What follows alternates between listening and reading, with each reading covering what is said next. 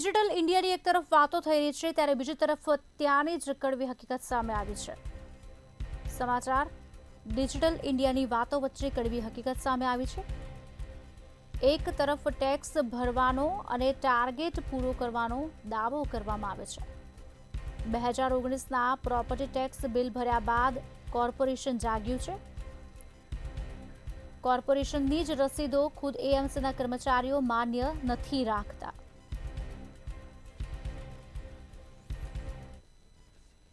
मेरी जुआपुरा में कपड़े की दुकान है बराबर। मैं हर साल रेगुलर टैक्स भरता हूँ बराबर। अब वो टैक्स ये क्रेडिट कार्ड से वो भरेला था बराबर। तो अब वो म्यूनसिपाल्टी में मेरे को छेल्ली नोटिस दी थी ये 37,431 और वहाँ सब 0 ही बताता है। अब वो हमारे से क्रेडिट कार्ड की वो स्लिप मांगते हैं, वो बोलते हैं कि इसका सबूत दो। अब सबूत उनके वहाँ बिल्कुल क्लियर ही बताता है, 0 बताता है, फिर भी ये नोटिस फटकार देती है। बोले अगर ये छेल्ली नोटिस अब पैसे नहीं भरोगे तो सील मार देंगे। और इतना है, अब कहाँ से लाएंगे वो तो जब भरेला है फिर पैसे लाने की सवाल इतनी होता ना सर।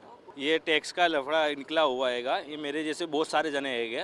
ये 2015 से लेके 2019 तक का है। मैंने सब भर दिया, क्लियर है। इनके डेटा के अंदर भी पेड करेली स्लिप सब बताती है, बाकी वो मायने नहीं रखती है। वो क्रेडिट कार्ड से भरा हुआ है तो उसका सबूत मांगती है। 5 साल पुराना सबूत क्रेडिट कार्ड में आता नहीं है। 3 से 4 साल तक का ही अपडेट होता क्रेडिट कार्ड का। क्रेडिट कार्ड वाले डिपार्टमेंट वाले भी ना बोलते 3 साल से ज़्यादा का अपडेट मिलेगा नहीं। और ये गवर्नमेंट ने स्लिप दे देती है, तुम्हें नोटिस देती है कि तुम इसको साबित कर दो या पेमेंट करो। ऑलरेडी हमारा पेमेंट कर दिया, उसकी स्लिप भी अभी हमारे पास है।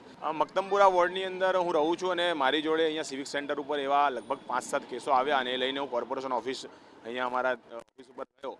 એક તરફ આપણા માનનીય પ્રધાનમંત્રી ડિજિટલ યુગની વાત કરી છે, ડિજિટલ ઇન્ડિયાની વાત કર્યા છે અને બીજી તરફ કેવું છે કે 2019ના સમયની અંદર આ લોકોએ કોર્પોરેશનની અંદર સિવિક સેન્ટરમાં ક્રેડિટ કાર્ડ દ્વારા પેમેન્ટ કરવામાં આવ્યું હતું। પેમેન્ટ કર્યા પછી 2019માં એ પેમેન્ટ સ્વીકારાઈ ગયું અને એમને પહોંચ આપવામાં આવી।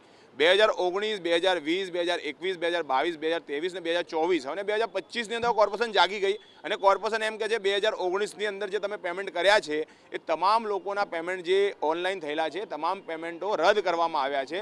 હવે તમે એ કોર્પોરેશનની સ્લીપ એ લોકો માન્ય નથી રાખતા। જે કોર્પોરેશને પેમેન્ટ લીધું છે, રિસીવ કર્યું છે એ માન્ય નથી રાખતા।